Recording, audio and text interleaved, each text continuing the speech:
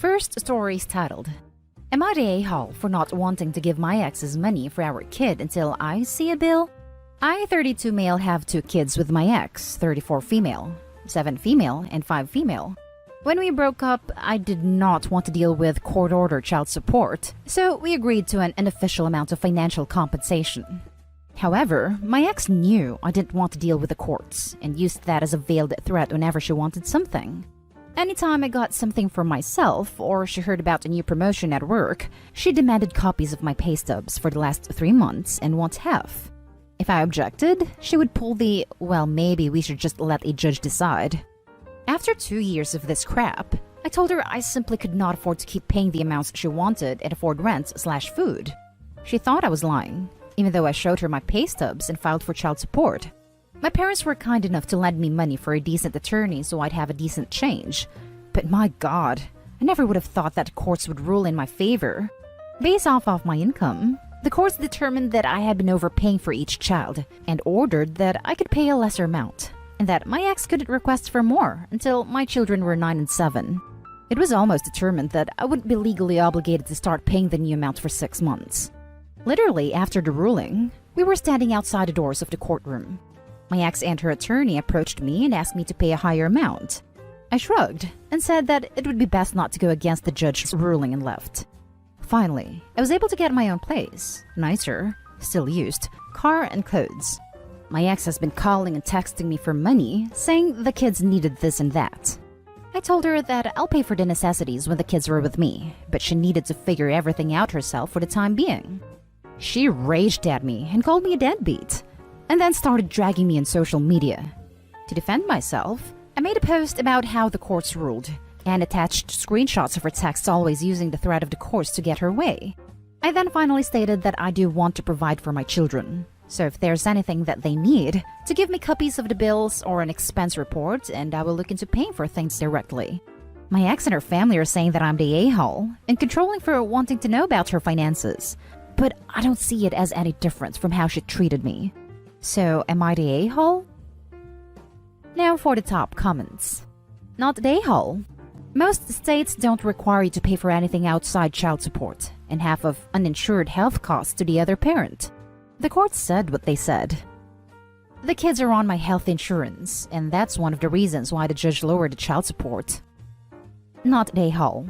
It was dumb not to go through the courts from day one for this very reason, since it gave her a reason to basically steal from you.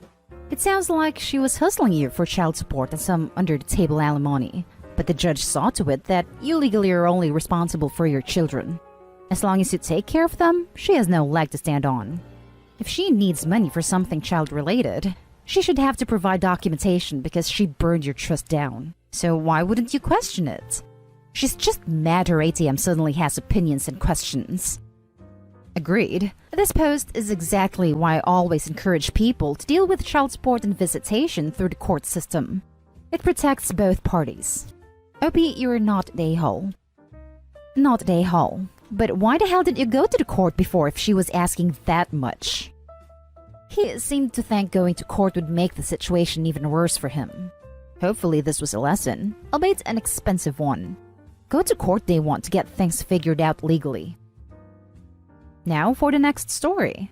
Am I the a-hole for refusing any more communication with a girl who's not my daughter?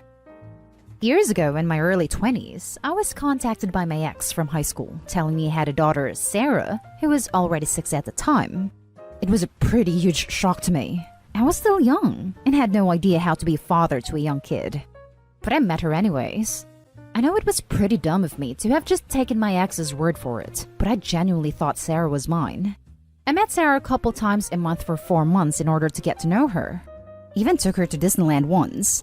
My brothers had known about her, but they were surprised when they found out I never asked for a paternity test. It didn't even occur to me until we had that talk. So right away, I told my ex I wanted a paternity test. And what do you know? Kid wasn't mine. That's when she confessed she knew who the father was, but he died when Sarah was a few months old, and she just wanted her daughter to have a dad. I stopped having contact right after, and told her to find another father figure for her daughter. Through the power of social media, Sarah, now 18, found me and initiated contact. At first, I had no idea who she was until she mentioned ex's name. As it turned out, my ex never told her the truth, only that I had to go, whatever that means. But Sarah's been trying to find me, I guess, and wanted us to have contact. I didn't want to be the one to tell Sarah, so I said to speak with your mom about why I wasn't around. Ex finally told her, I guess, because Sarah messaged me again asking if we could meet. She said she knows I'm not her father, but I'm the only one she knows and would still like for us to have something between us. I told her it would be better if we didn't. Yes, I was in her life for a short period, but we are both strangers now. I have my own life with my own family, and she should focus on making her own family with people she cares about. Sarah was clearly not happy with it. She sent me more messages and tried to video call me. I told her we won't be having more contact and blocked her. A few days ago, I found out she contacted my other family on Facebook, my sisters and one of my brothers. They heard her side of this and are saying I'm being too hard on a kid. My sister says she may not be mine, but to her I am still the only father figure she had in her life, so why not continue being that for her? Feels so insane to me. I have a wife and a son. She's not my daughter. It's hard to see how not wanting any more contact between is something bad. I told my family they're free to take up the mantle if they want, but I won't have anything else to do with her. But their argument is she wants me as a father figure in her life, and that's why I'm being too heartless with her. Am I the a-hole? Not the a-hole. 4 months 12 years ago does not make you a father figure. Seems also likely that your ex has been spinning plenty of lies during her daughter's childhood. Seems that way. I have no idea why she would. What good could that have done to her daughter, making her think her dad walked out instead of saying I wasn't her father to begin with? Not the a-hole. Seems kinda crazy to me. It is said that her desperate search for fatherly connection will not stop, but will likely lead her down a dark path. My heart breaks for that girl. I have a feeling that those 4 months when Opie was her dad were her best childhood memories. That said, Opie is not a a-hole, and it's probably best to stay away from her. Not a a-hole. Her mother sounds like a nutcase by fabricating such a lie, and I personally would be delicate with her daughter. It sounds like the apple may not have fallen far from the tree. Not the a-hole. I don't think your family's doing her any favors by encouraging her illusions of being connected to you. I do have sympathy for her. Sounds like she spent her life believing you were her dad and can't let go of that emotional headspace. I hope she gets therapy to work through it. Next story is titled, Am I the a-hole for going to visit my ex's family with him and his girlfriend, even though his girlfriend asked me not to? I have a 10-month-old baby with my ex. In January, he asked me if I would be willing to go visit his family with him so his elderly grandparents could finally meet our son. My ex has been really helpful and flexible since our son was born, so I agreed, since I felt like I owed him. My ex got back with the ex-girlfriend he had before me when our son was 5 months. She found out my ex had asked me to come on the trip and messaged me to ask me to refuse. She said she wanted this trip to be just about them, and she needed the opportunity to mend her relationship with his family. I didn't know about her history with his family until we were already there, but even if I did, I wouldn't have been willing to risk the good co-parenting relationship we had for her. I ended up ignoring her messages and went on a trip. The trip was interesting. His family were very nice to me, but dismissive towards his girlfriend. When we got back, she sent me a long message asking me if I was happy about ruining her one shot at fixing things, and she accused me of trying to get back with my ex. I do feel bad because his family weren't very welcoming to her, and I feel like they used me/my son as a shield to avoid having to make an effort with her. Am I the a-hole? Now for the top comments. Not the a-hole. She is the girlfriend. You are the mother of his child. If she wants to be anything more than the girlfriend, she will need to learn to fit in with your co-parenting and family dynamics. And let's be honest, if her relationship with his family is that bad, one trip was not going to fix it. That last line is exactly what I was thinking. Holy crap! I just found Opie's comment about why the family dislikes her, and you are definitely right that this trip was never going to fix it. Seriously, why he took the ex back is a mystery. According to his cousin, their family hosts a huge New Year's Eve party where they invite all of their friends, family and business colleagues. 2 years ago, she wanted to wear this grandmother's necklace to the party, and the family told her no since it was a gift from the grandfather on their wedding. So she stole it and turned up wearing it and caused a huge scene. He broke up with her after that. Between that theft and the texting behind her boyfriend's back, this chick sounds legit crazy as hell. Lol, why does this person even have your number? Text back, I have a child with X, and he wanted that child to meet his grandparents. If you wanted to cultivate a relationship with this family, you need to talk to him about arranging a private visit, instead of going behind his back to sabotage his plans to have his child meet his grandparents. Furthermore, if you don't want me to lecture you on how you should be behaving, you can go ahead and delete my number. Note, do not do this if you hate drama. I wouldn't text anything to her. I would just take screenshots of her texts and forward them to my ex without any comment from me. Just pictures. Girlfriend is the ex's problem. He should deal with her, not OP. It's not OP's job to put a leash on her. Not Dayhole. Not Dayhole. You put your son first, as it's your job too. Even though your son will not remember the trip, it was important to his family and you did the right thing. Co-parenting isn't easy, and maintaining that relationship is important for you and your son. Also, she should have told her boyfriend if she was uncomfortable. She shouldn't have put you on the spot by messaging you. That was between him and her, not you. Now for the last story. Am I the a-hole for refusing to get my pregnant wife fruit snacks and demanding she do more chores? Alright Reddit, here we go. My 29 male, wife 27 female is 24 weeks pregnant. And so far it has been a fairly easy pregnancy, according to her and her doctor, not making assumptions of course. I've done my best to be a good husband. I work full-time. Started doing all the chores, cooking/cleaning/pet care, and of course, try my best to accommodate her cravings. She has been taking it easy and spends most of her day relaxing. She says she's never felt better. Being completely honest, I'm starting to get a little burnt out. I love my wife and want her to be comfortable while pregnant, but working full-time and doing 100% of the chores is very draining. I recently had 2 separate conversations asking if she would be willing to do 80-20 chore split instead, but both times she got offended. She says that it would stress her out and possibly harm the baby, which scared me. I don't want anything to happen to our baby. So of course, I did push it. Yesterday morning, 2 a.m., my wife woke me up and asked me if I could go to the store for fruit snacks. She was craving them badly. I have made many late nights runs, but this week has been so stressful for me. I worked overtime the entire weekend and a deadline is approaching. I told her I was sorry, but I really needed to rest. I was exhausted. She did not like this answer. First, she tried to beg more, but I kept saying no.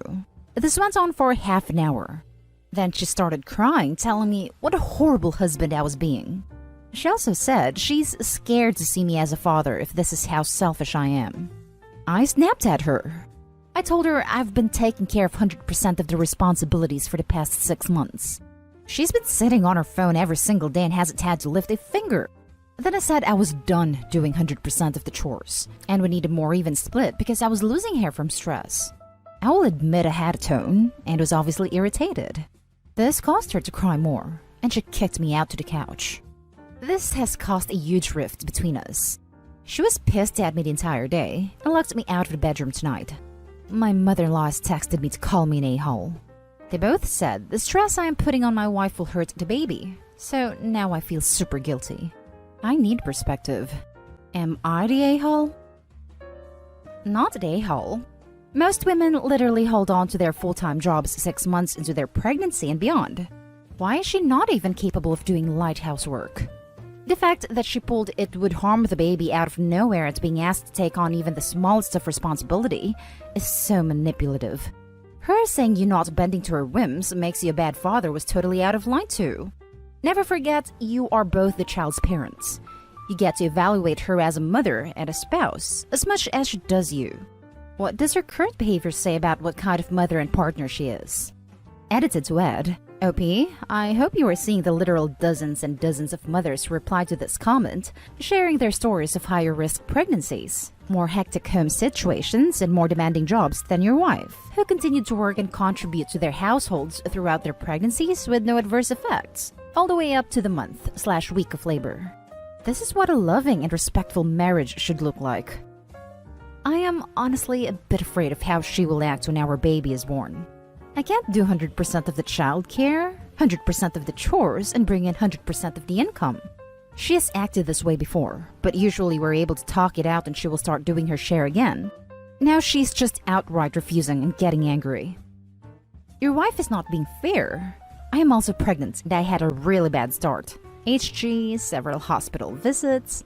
If you Google pregnant HG, you'll get the gist. I've since mostly recovered, and I'm a bit further along than your wife. I do the weekly shopping and only leave the bag lifting to my husband. Heavy lifting can be harmful. I painted the baby room. I cook. I am cleaning the house. I work full-time. If my body tells me to rest, I rest, but I do not take advantage of my husband. If I crave avocados, I go to the store and get avocados. If I crave stuff at night, I ignore it and I do not wake up my husband. My husband will do anything for me, and he did so in the 2 months I was severely ill. I didn't need to lift a finger, and he was also scrubbing my back in the shower to make me feel better. He is the most dedicated man I know, which is just one of the reasons I would never take advantage of his love and generosity. OP, you really need to sit your wife down. Well, she probably already is sitting down, and have a real good conversation about what is acceptable and what is not, and how you expect things to go once the baby is born. Right after the birth, she'll need more help, of course, since her body is recovering, but that doesn't mean you should be the only one doing the diapers. It sounds like getting pregnant was a mutual decision.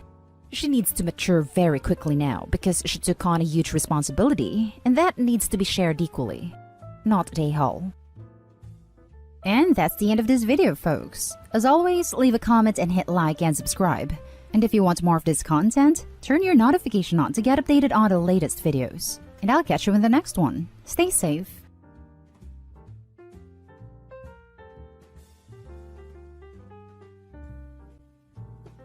Am I the a-hole for telling my brother that I want an apology from his wife and not him? My 11-year-old son goes to a skate park after school with his friends, who include his cousins / my nephew Jack, who is also 11. I went to pick up both boys when I saw a crowd of kids by the fence. I went over and asked what was so interesting, and they pointed to a snake. Not just a snake, but a rattlesnake. They had never seen one before, maybe outside a zoo, and I assumed they were trying to get it to strike because they didn't think they'd get bit. I told them all to get away from it, and they did, except Jack, who actually got closer with his phone. I think he wanted to get a close-up video of the snake striking. I yelled at him to get away and he told me to hold on, so I took him by his arm and pulled him away. He gave me this angry stare. I told him, WTF, that snake could kill you. And he just gave me the silent treatment until his mom picked him up. Then 20 minutes later, she called me up in a rage about how I grabbed him, and did this and did that, and hurt him, etc., and that I'm not his dad. I asked her if her sweet angel told her about the rattlesnake that he was provoking. She said, what snake? And I just hung up. She called up again and said that I still owed her and Jack an apology for handling him. I told her to shut the heck up and check his phone and see if I did any of that stuff, as his camera was recording everything. An hour later, my brother called me up and said what Jack did was stupid and he was happy I was there, but I still owed his wife an apology for telling her to shut the heck up. I said I'm not apologizing for nothing, at least until she apologizes to me for coming at me sideways twice. He apologized and I said not acceptable. She needs to apologize. Now for the top comments. Not the a-hole. I don't think you did anything wrong. If you didn't end up helping Jack, he would be snake pool right now. You're right to demand your sister-in-law for an apology. I mean, no rattlesnake can eat a human, so that's a silly suggestion, but otherwise right on. You're completely in the right here. Your brother demanded you apologize for dismissing a false accusation, so you're definitely not the a-hole for insisting she apologized for false accusations. He wants to avoid drama in the family? He should have handled the entire convo with you from the beginning. She comes in hot, she can be embarrassed. She also needs to thank him after the apology. The bratty nephew should have to apologize to his uncle for lying about the incident, and also acknowledging that he was in danger. Then thank uncle for probably saving his life, or at least saving him from the trauma of a snake bite and subsequent anti-venom treatment. Or to give up his rides home from the skate park. Not the a-hole. I had a somewhat similar experience when I was in grad school. Waiting at a bus stop, and a little boy jumped into the street for his toy, right in front of the bus. The bus wasn't going to stop for another 10 feet. So I grabbed him by both shoulders and jumped back, and we both fell onto the sidewalk, but clear of the street and the bus. His mother, who was about 30 or 40 feet away, ran up and started screaming her head off that I'd attack her boy. I suspect she'd have gotten violent with me if there wasn't a small group of folks who were helping us up and making sure we were okay. Someone, maybe bus driver, told her that her boy might have been dead instead of having a skinned elbow. She still didn't apologize and just turned her anger on the bus driver, who she accused of trying to kill her boy. It really was something else. I left my name and number with the bus driver in case that woman made a complaint like she threatened, because the driver hadn't done anything wrong either. I'm glad you had a group of people to back you up. Stories like yours are exactly why I say being a parent does the opposite of lend you credibility. I almost feel for that mom, because it's like she physically couldn't reason in that moment. My child was hurt, was overriding her brain function, and she had to point blame with her only consideration being where to point it. Next story. Am I the a-hole for wanting to spend time with my wife instead of babysitting my little sister? I'm 24 male, and my wife recently had our 5-year anniversary. We had planned to go to a nice restaurant, then ride in a hot air balloon, and then go to a lake and relax. I was going to buy her flowers and all. Then, out of the blue, a day before my anniversary, I get a text from my mom demanding me to babysit my sister for a week, while she and my dad go visit my aunt who recently got diagnosed with leukemia. Now, I love my sister. We're 18 years apart, but are still closer than ever. She has a bit of a mental challenge, but otherwise is a pretty normal kid. I was debating whether to say yes, but I didn't want a kid in tow while I was having a date with my wife. So I politely declined and didn't get an answer. So I thought it was okay. The next day we're at the restaurant when my phone starts buzzing like crazy.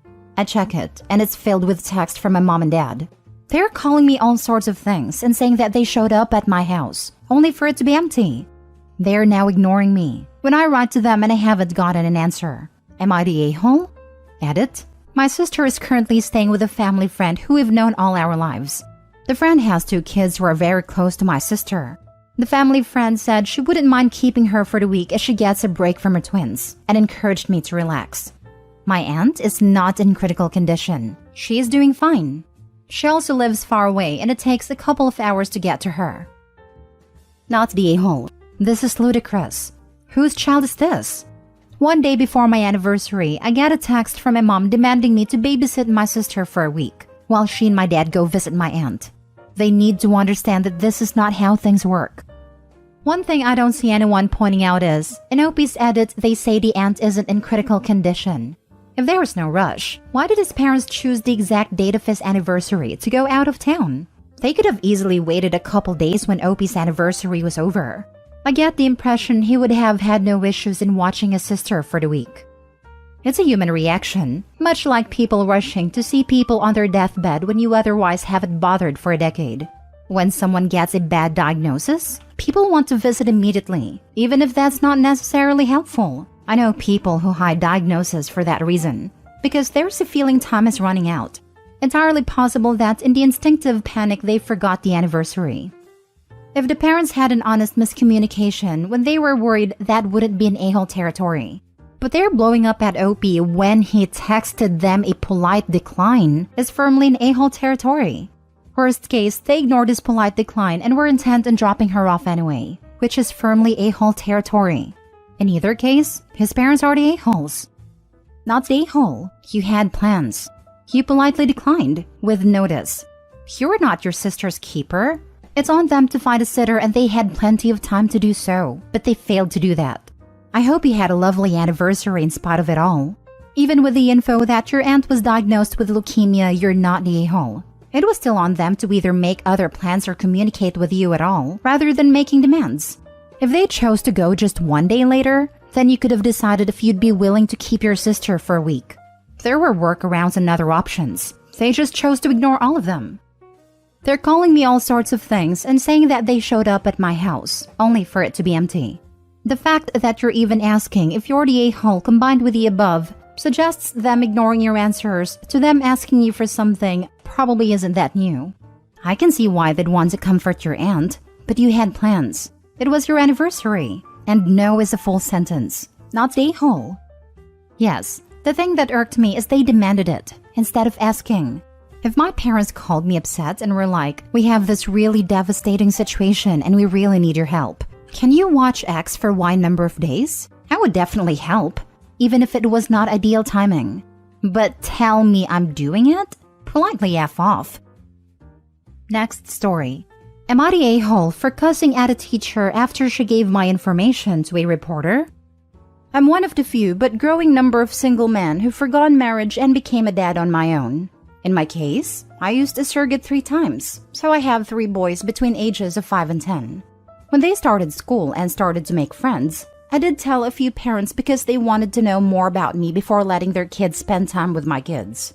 Most were intrigued for a few minutes, but that went away once they realized how normal we are. I'm neither advocate nor opponent of single-parent surrogacy. I did what worked for me. I also don't promote it the same way people promote their personal lives for clout. In fact, I haven't told anybody about it in years. That brings me to my son's 2nd grade teacher, Mrs. F. I got a random call from a reporter asking to interview me for a magazine piece on men resorting to surrogacy to have kids. I thought it was a joke, but he had all sorts of information including the names of my kids and what I did for work. I asked how he got my information, and he said from Mrs. F, who is a friend of his. In fact, she gave him my number. I was pissed. The next day, I told Mrs. F about a call, and she said it would be so exciting to be in a magazine and online. I asked, why the heck did she put my personal life out there? That's a total betrayal. She said she didn't know I'd be that upset and simply thought that I'd be open to it. I told her that I didn't tell her my business, let alone give her permission to spread. She didn't say anything, so I called her a freaking moron who needs to grow the heck up. She probably thought I'd complain to the principal, but that's not my style. I will tell you stuff to your face. But now the vice principal is acting like an intermediary between us after she said I cussed her out.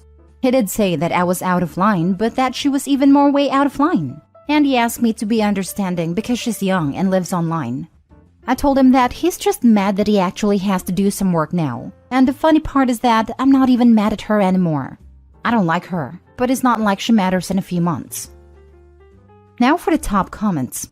Not the a-hole. The vice principal needs to not be making excuses for her. What she did was disrespectful, rude, and unethical.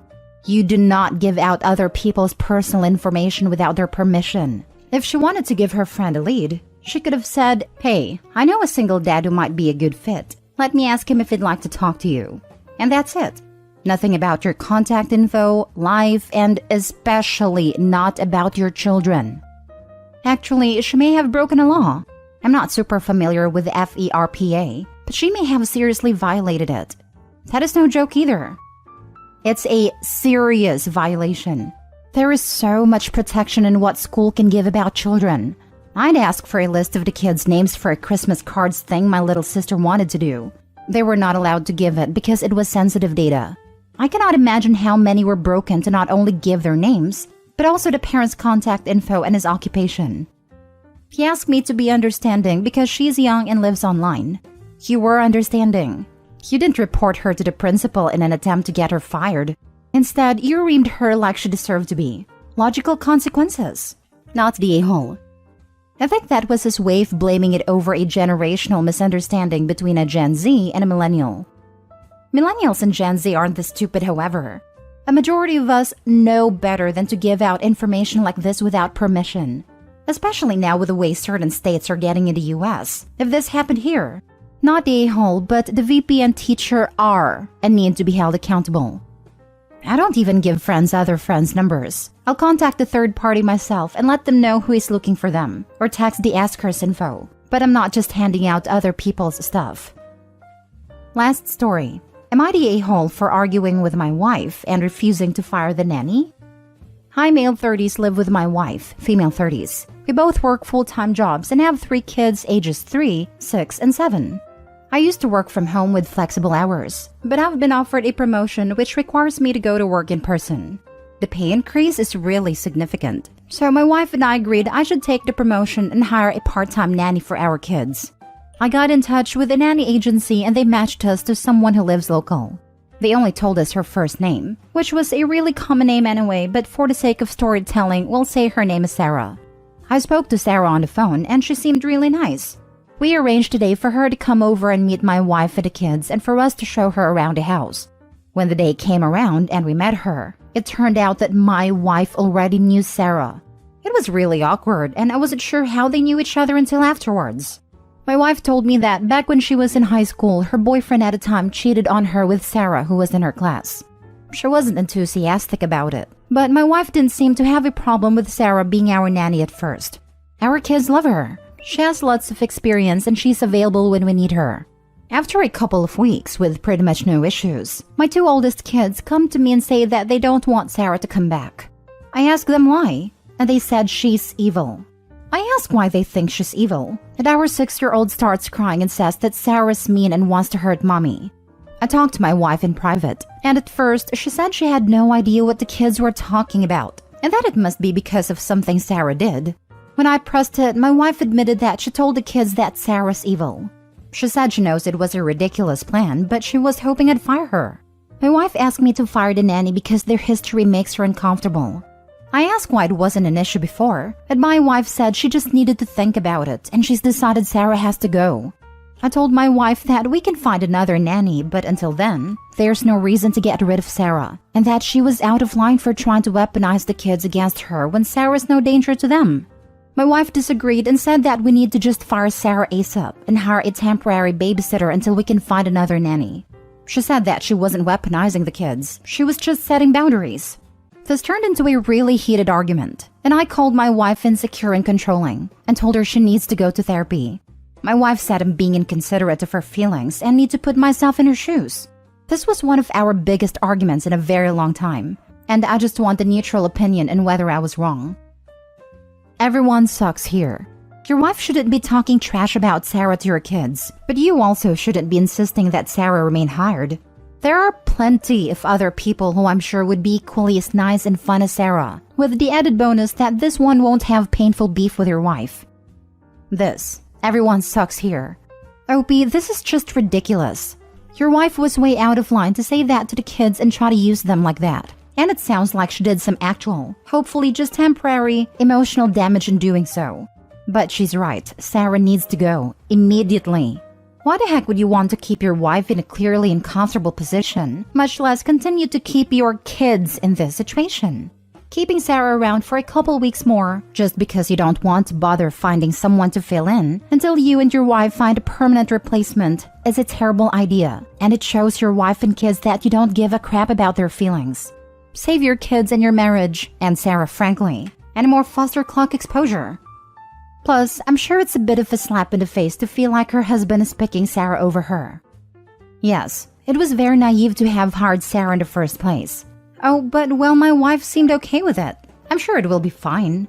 Just know, sometimes someone is perfectly nice and qualified, but just not a good fit. Especially in a job like a nanny where the person is spending lots of time in your personal spaces.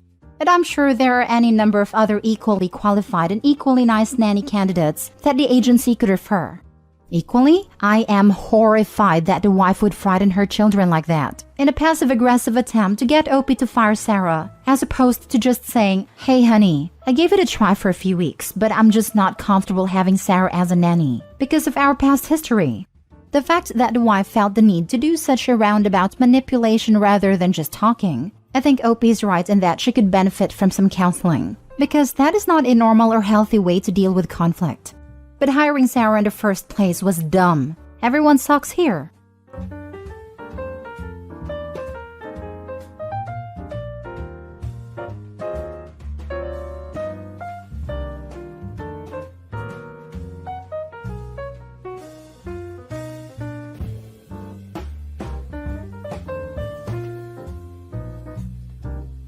Am I the a-hole for going off on my sister for saying her bio kids are our kids? So, my older sister has 5 kids by different men. Her first child was abandoned to my mother shortly after birth. Her second child was attempted to be given to a co-worker at 9 months old. Attempted, as in the co-worker offered to babysit the kid, but was surprised when she got baby's diaper bag with birth certificate, social security card, and a note saying, "You keep the little witch, I don't want her." Social services ended up getting involved, and my mother got her as well. Next 2 children are with both of their wonderful dads, and fifth is currently with her after the dad kicked them both out. From the entire time my mom had the kids, my sister never once visited, or specifically, called about them. She'd call sharing some news, then as an afterthought she would ask about the first kid, but never the second, before she hung up the phone. My mom died a year ago and my husband and I offered to take the two now teenagers. My sister was all for it. She came around and talked to them for a little bit, filled their heads with stories of how she tried everything she could to be with them, and pretty much telling them that she wasn't in their lives because a series of unfortunate events. So we have the kids now for a year, and during this time my sister has made efforts to ask about them. She has bought them gifts, and she occasionally Skyped with them. I will mention though that I allowed their relationship to grow as long as all three parties were okay with it. At first I would set up awkward Skype calls where they all tried to get to know each other once a week. After a couple months I told everyone that I won't be setting it up anymore, that they are free to talk to each other whenever they'd like, without feeling pressured. After that, things kind of just went cold, and the kids said they just don't feel comfortable with it. The last factor to take in consideration is this. When my husband and I were filing paperwork, my sister looked over the form, and she said she agrees to everything on the form. Us being responsible for insurance, us having physical and legal custody, except the parts where she has to pay child support. She said she was in arrears for never paying child support for her kids, and she wouldn't be able to get a driver's license if she had to owe even more. So she wouldn't sign until we agreed to not ask for child support. One thing that has been bothering me, when I text my sister, she always asks about our kids. How is our kids doing? She hasn't been there for these kids for all but the last year of their lives, and refuses to financially support them at all. And she has the nerve to call them our kids? I finally snapped and told her as much. I later got a text from my other two sisters saying that it wasn't called for, that my sister is their birth mother, and that she has been trying with the kids lately. Now I'm wondering if I was being an a-hole to my sister and should apologize. My sister was really upset about it. She said she was the one that gave birth to them, and I was just the aunt, and said she wanted to be nice and say they were both of our kids. Now for the top comments. Not today, Hull. Your sister was an egg donor for you and your parents' children. Nothing she has done has shown her to be a mother. Funny how the one who gave birth to them has never spent any time raising them. It would be odd to just tell her sister that she's not welcome in her home or around her kids. She doesn't come in my home. We live across the country from each other. And luckily, the kids don't seem to want anything to do with her. And she doesn't really ask to talk to them. She really just talks to me about them and sends them gifts. Not a-hole. She's probably only making an effort now because they're teenagers, and she figures most of the work has already been done, so it's safe to connect with them now. I bet she never asked about them when they were little because she was worried someone might make her take them back. They're also getting to be of age where they can get jobs. Gotta get on their good side now so she can hit them up for money later. I'm hoping that won't happen. The kids learned a bit about my sister from my mom. When they ask me about things they want to fact check, I either say, yes, I know for a fact that is true. No, I know mom is lying, or I wasn't there for that, so I don't know for sure. The kids seem to have made up their minds already about how they feel about her without my influence, so hopefully they wouldn't feel obligated if that situation arose. Not a-hole. Okay, so you snapped, but it's clear why you did. Those kids are yours because you're the one sane adult who stepped in to raise them. To heck with what your sisters and their texts are saying. They aren't the ones raising someone else's children. They can say whatever they want, but you were still the better person. Good on you for being there for those kids. Thank you. I really appreciate hearing that. After everyone turned on me, I started to really feel horrible. I felt like I had no right to be upset at my sister who is trying to get back in their lives. Next story. Am I the a-hole for telling my partner that my stepson spends too much time at our home and his mother needs to make more of an effort? Okay, so I've been dating this guy now for nearly 8 months. We've been living together for 2. Everything was going great and we're like best friends and have so much in common. But his 4-year-old son is now proving to be a bit of a strain on our relationship, and I feel like I can't take him anywhere. His son throws tantrums, slams doors when he doesn't get what he wants, smashing the glass on my sister's door. When we buy him things, he says, "I didn't want that," or "I don't like it." When we take him to a store, he picks up everything he sees and throws tantrums when he doesn't get them. Spits his food out when we cook for him, tells us he doesn't like us, making my 7-year-old niece cry when he says horrible things to her as well as throwing her things off of our balcony, etc. He's a nightmare. Let me just add that his dad always has to buy him new toys every time he takes him out, which I told him he shouldn't. His mother is now treating us like a daycare. And she had him for 1 day last week and having him for 2 next week, while she goes on holiday with her new boyfriend and going out with friends. My partner is now currently unemployed, and I'm the main breadwinner and struggling to support all 3 of us due to having to buy extra food and more gas and electric usage. I'm also woken up at 7 a.m. every Saturday and Sunday because my stepson wants the iPad charging or more games downloading, when weekends are supposed to be my time after working all day Monday to Friday. I don't finish until 8 p.m. I told my partner this has to stop, and my place cannot be treated like a daycare. He needs to either A, take him out weekends, or B, rotate it so we have him every other weekend. I feel like my life has been taken over as well as my apartment. As his son has his own bedroom and my things have been taken out of drawers and placed into plastic bags which I'm now living out of. My partner is struggling being away from his son, and I feel horrible for giving him ultimatums. But I feel I need to look after myself too, as I never did in my last relationship. I suffer from depression and anxiety, and I feel this whole living situation is making things worse. Am I the a-hole? Edit. I am not trying to stop my partner seeing a son. I am merely implying that the kid needs routine and equal time with both mom and dad on rotating days, in which my partner also agrees. I know they come as a package, and I'm willing to take this on, but neither parent is financially supporting this child. Everyone sucks here. Your house is not being treated like a daycare. It's being treated like the home of a child's parent, which it is. You are in a relationship with a parent. You either need to come to terms that he might wind up with his kid full-time, or you need to not be in a relationship with a parent. Little kids get up early, and if that bothers you, you should not be living with a kid and his parent. Not at all reasonable to tell the parent that his child just needs to not exist in your space. Your partner sucks for putting you in a position where you are living out of bags in your own home, for not disciplining his child, for spoiling his child, for putting the entire burden of supporting himself and his child on you. But here's the thing, he is not going to change. This is how he parents. This is how he deals with his ex. You've been dating less than a year and this guy already has you supporting him. You are feeling mental health effects. You are struggling financially. Looking after yourself is the correct choice, but the way you are doing it is not okay. The 4-year-old is a product of the parenting he is being provided. Your boyfriend is showing you what to expect. So either accept and get on board with a kid taking over your life because that's what they do, or move this guy back out and think about whether this relationship will work long term. Everyone sucks here. Based on your post history, there is a lot more going on here.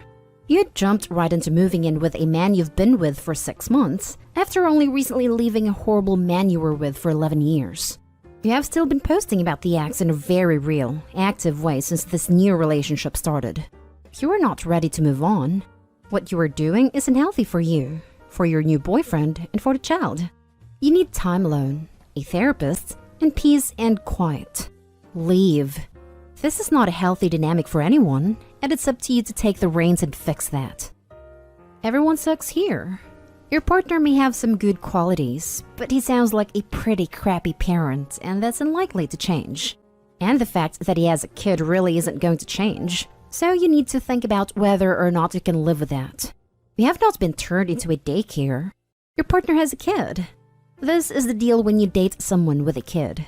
If mom dies or pieces out, you're gonna have this kid 24/7. I encourage you to have some empathy for the kid too. He is a little person with some big feelings who has been shunted around his whole life and is likely given everything he wants because the parents feel some guilt. He's doing what's been reinforced. FYI, I don't blame the child for his behavior. His behavior is down to the parents, and I believe he needs some stability in his life. I hope you realize that having him and your partner move in when you only knew him for 6 months is likely a big factor in this lack of stability. I'm going to have a word with my partner tonight. I was happy leaving at 12 months before meeting a son, but my partner couldn't wait that long. Now for the next story. Am I the a-hole because I didn't want to keep giving my sister money? I'm 19 female and I recently started a new temporary job a few weeks ago that I love. I finally heard back from this field trip instructor / teaching assistant job where I help at the school and they pay me and everybody $16 per hour because of the travel and hard work. I feel like I made the mistake of answering my sister, 26 female, when she asked how much I was making. And now she's been asking me for favors or wanting to be close lately. Her boyfriend, 27 male, and her make minimum wage, which is a little above $8 per hour in our state. So since money has been an issue for them, I guess that's why she has been asking me for some in small amounts. But it piles up. Like her $20 for groceries and $15 to buy takeout is going to pile up, and I've probably given $100. It doesn't bother me that much since I still have enough for savings, but I feel like all of a sudden my sister sees me as a moneymaker. So I tried to back away or spend less, but she caught on.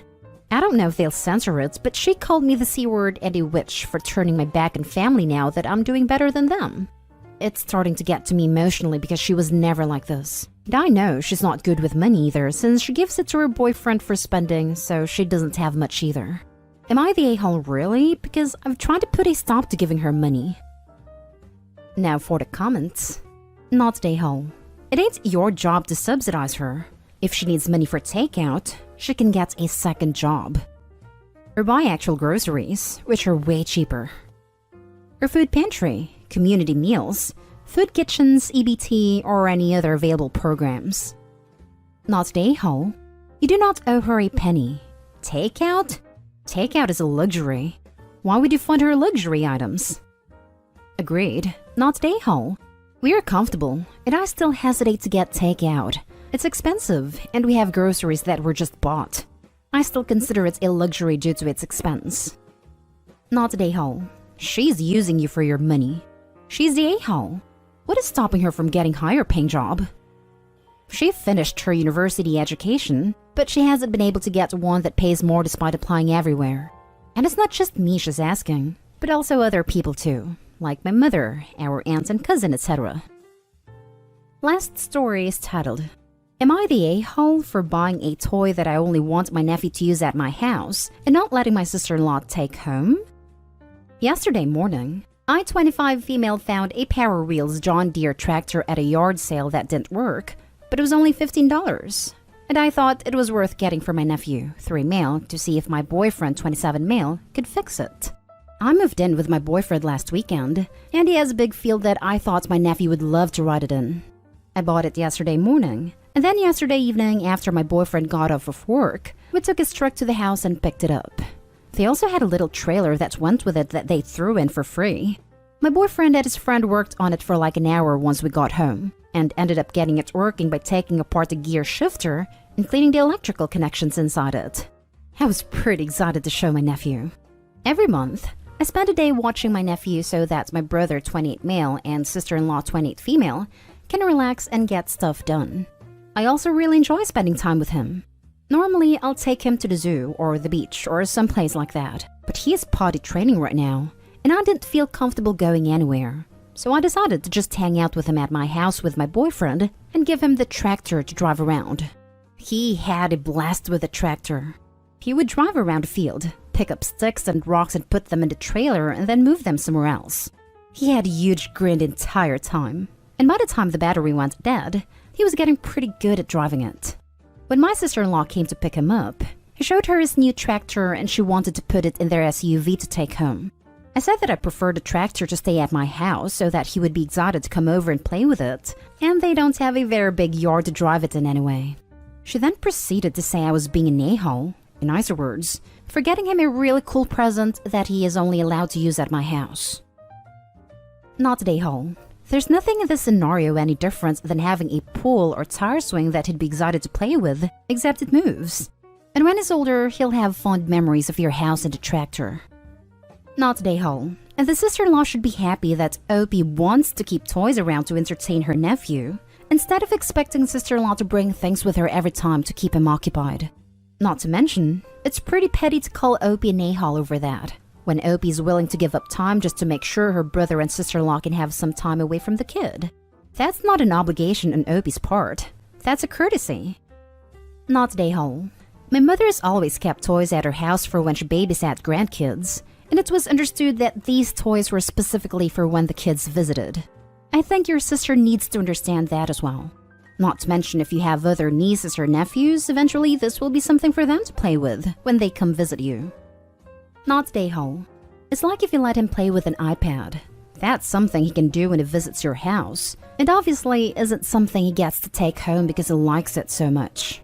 If he likes it so much, the mom could go buy him one for their house, but you are definitely in your right for keeping it at your house because it's yours, and you could even keep it for when you have kids. If you want kids, of course. Did the boy know it was going to stay at your house?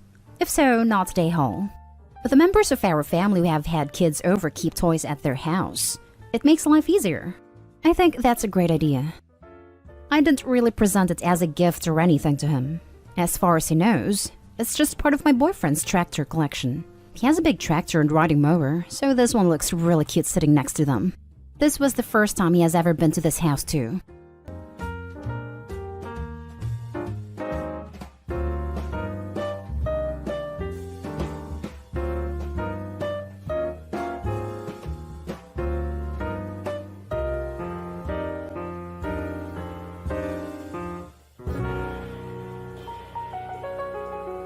First story is titled, Am I the a-hole for making my father-in-law homeless because he doesn't respect my job? Because of the divorce of his second wife and the pandemic, my father-in-law had difficulties to find a new home, and we offered to take him in. I studied to become a teacher and started very fresh with this job. It's complicated because I have to do everything online, but I love it. I work from home. We have a guest room, but before father-in-law moved in, I said to him that I have to work from this room. My desk, books, and everything is there, and if that would be a problem, he can stay in the living room. He said it's not a problem.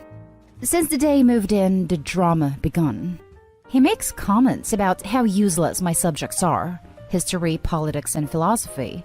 He was a policeman, but he got a health issue, so it doesn't work anymore. He said the children should learn things that help society and not become dumb philosophers. I tried to explain him what we talk and discuss in these lessons, but he didn't listen. Then he started ranting to my partner, when he is home, how teachers are overpaid because they only have to babysit children, and everybody can do that. He, as a father, saw himself as a teacher too, for his sons, and he didn't need a degree or that much money. I'm from Europe, Germany, and yes, I'm happy with the pay, but it's not like it makes me rich. My partner said to him that is not true and ended the discussion. Then he came in the guest room while I had a Zoom meeting in the morning with a beer in his hand and only a shirt and boxer shorts. I was super angry and disappointed. I talked to him later about this and said that it makes a false impression for my students. He disagreed and said it's his room. We discussed it for hours, but it was a wasted time. I often drive to my students to bring them a copy from the stuff we do if they don't have access to the internet or no way to print it. My father-in-law said that I'm overdoing it because he's here, and that teachers are lazy and have too much free time. I tried to tell him politely how much work teachers who love their job have, but he didn't listen. Next day, when I left the room for 2 minutes to get something for the Zoom meeting, he went into the guest room and chatted with my students. They were all really uncomfortable about my subjects and how useless they are. I had enough. I said to him that I get he's on a low point in his life, but this was one step too far. He said, if you can't master your own father-in-law, how will you master 25 kids? And I said to him that I don't need to master adults. I told him to leave, and when my partner came back, he stood by my decision. When my father-in-law was away, he told me he found me too harsh and that it's kind of an a-hole move to kick him out because he makes bad jokes about my job. His younger brothers called us later, hearing the story from their dad, and told us we will never be invited again in their households after we prove that family isn't important to us. Now for the top comments. Not an a-hole. Him doing that on Zoom could lead to consequences for you at your job. Also, ironic that he thinks philosophy makes you dumb. As a fellow teacher, 100% this. You can be sacked for this. The parents would cause a scene about this, and the teacher involved would be sacked for this. You need to lock the door when you're on Zoom teaching. This is unacceptable behavior, and people like that don't understand just how hard us teachers work. They think it's babysitting and chill, but they don't see us sitting there right up until the 6 p.m. deadline, entering the date at 5:59 p.m., trying to get it done, or it's your head on the blocks, or staying up until midnight to finish planning, and then getting up at 5:30 a.m. to get into school early to set up, etc. It's hard work. Not at A-Hall. Please send the rest of the family an update as to how your father-in-law behaved and why you had to kick him out. He will burn you for kicking him out. You have every right to share the exact reasons with family and friends. Don't be a scapegoat. You protected yourself, your work, your students, and your home by kicking him out. You did a decent thing. No kidding. If he wants to play the family card, they have every right to tell the truth to the family members. How the father-in-law treats family by blatantly disrespecting someone who took them in and gave them shelter, and who deliberately jeopardized their job by sabotaging his teaching. He doesn't have to genuflect to OP every day, but it's not asking a lot to not openly ridicule someone for their interests and not interfere with one's legitimate job. Yeah, who needs history and politics lesson to help today's society? And what's to learn from German history anyway? Oh wait, not a day hole. Cheers from Berlin and thank you for your service. The next story is titled, Am I the a-hole for telling my dad he chose his wife but I didn't? So, my dad has been married to his wife, Regina, fake name, since I was 10. I have issues with her that just get ignored, so I do my best to keep to myself and not start fights or be rude. Basically, I am civil but try to avoid her the best way I can. She and my dad don't like that, and she has tried to bond with me a lot in the last 6 years. I'm 16 female, by the way. My dad decided we all needed to go to therapy because it wouldn't be good for my half-brother to grow up in a family where we're not close. We started therapy in October, and we have seen, I think, 3 different therapists since then. This current one he likes, so we're staying put. But sessions are basically him just saying what the issues are, what fix he wants, and telling me I need to put more effort into this family. Then 2 sessions ago, he said that we chose to make Regina part of this family, so we need to do what we can to make this work for everyone. I told him that he chose Regina, but I didn't, and that I get it. As the kid, I don't get that power, but I told him I could not say I chose her. He told me I did. I pointed out that I actually told him I didn't like her before they got married and I didn't want him to marry her. He did it anyway. I'm not bitter about it. By now I get that it was his choice, but it annoyed the crap out of me when he made it sound like I actively wanted her. The therapist doesn't really say or do anything, except ask me why I feel that way and why not give her a chance, so there's not much point there. My dad told me it was rude and mean-spirited to say I didn't choose her in front of Regina and in front of the therapist. He told me that the wedding was us choosing her. I told him if that's what he believed, then go right ahead, but I never did choose Regina. Regina also couldn't believe I didn't choose her and has been upset and crying for the last 2 weeks. She said she didn't understand what she did. Except I did tell her and my dad before, and it was ignored. It was also ignored in one session with a different therapist, and even though that therapist did try to explore it, we never saw him again after that session. Am I the a-hole? And because people will ask, my issues with her started when she moved in first. She made comments about my mom leaving me, but she didn't. She's just unable to take care of me after an accident left her disabled, and she's in a nursing to get around-the-clock care. Then, she talked about adopting me due to abandonment before they were married. She told me she would like it if I called her mom, so we could feel more like a real family. There was a 2-year period of that. Then she got pissed at my grandparents for taking me to see my mom during my visitation with them, and made a huge stink out of it. And then she was pissed when they gave me my mom's locket that she had wanted me to have eventually, though I'm guessing not under the circumstances, because she wanted to give me one with a photo of her and my dad. Now for the comments. Not the a-hole. You can't be forced to like her. And it sounds like your dad is deliberately choosing therapists that don't listen to you. That's likely to be counterproductive. It took 3 therapists to find the one that agrees with him. And yet, he still thinks it's his daughter with a problem.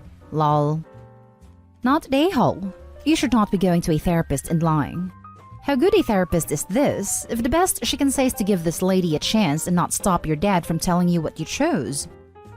Yeah, not the best one.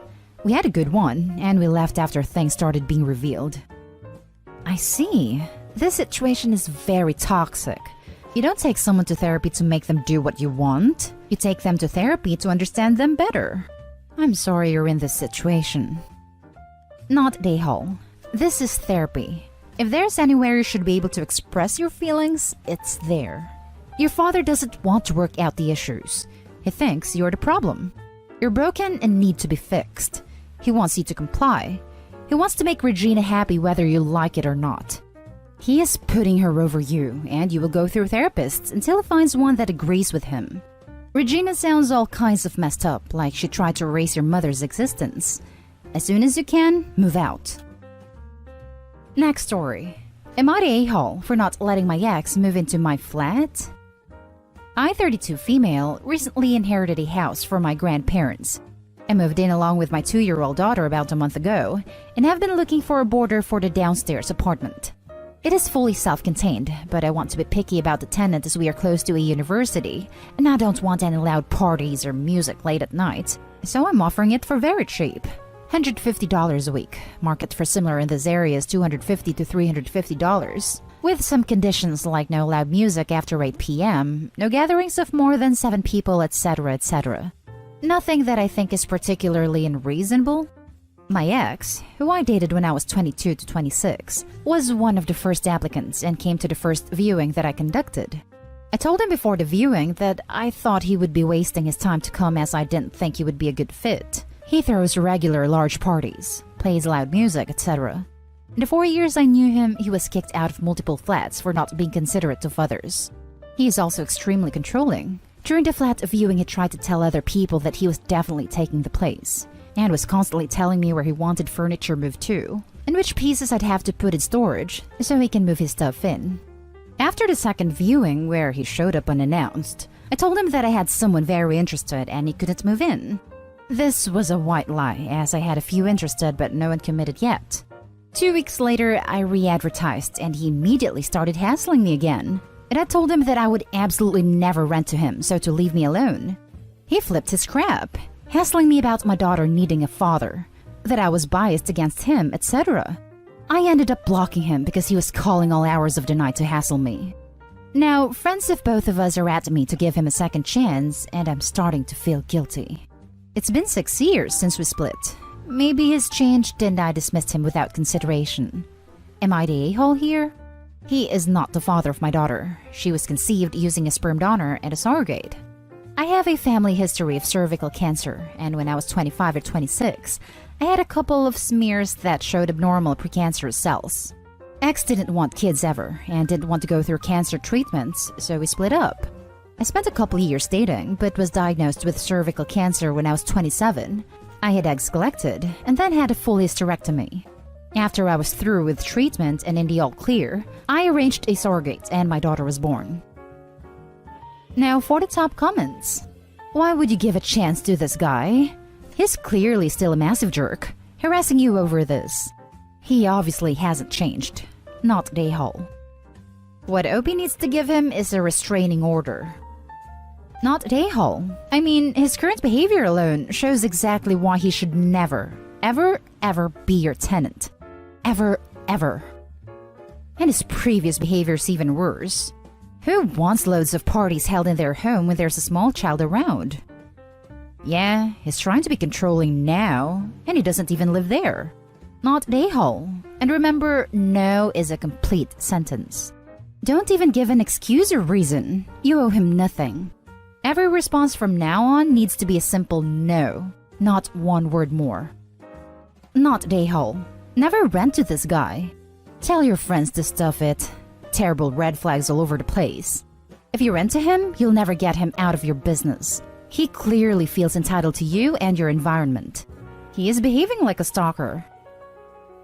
The last story is titled, Am I the a-hole for not changing my rules and terminating care? I have a home daycare. I like to think I'm pretty lenient, but I do have one big rule. Don't make me the bad guy. I understand we might have different rules, but don't make your child resent me by not backing me up. Anyway, another rule is I don't allow outside toys or electronics. Kids can bring a stuffed animal for a nap if they're sleeping in rest mats, but I don't want to be responsible if something gets broken. Years ago, I used to let kids bring whatever. Then a cheap McDonald's toy broke by accident. Kid was upset and mom got mad at me. So now it's a hard rule. Most are okay with it, but I have a new kid, 3, whose mom wanted him to bring his tablet because he needs it. I said sorry, but no. I'm not going to be responsible for it. We went back and forth, but finally she just says fine. But every morning, he's crying because she took his tablet from him in the car. She always gives me this look and says, "Miss Lucy says no tablet." I always try to say we have plenty of toys, but the kid spends the whole morning sulking.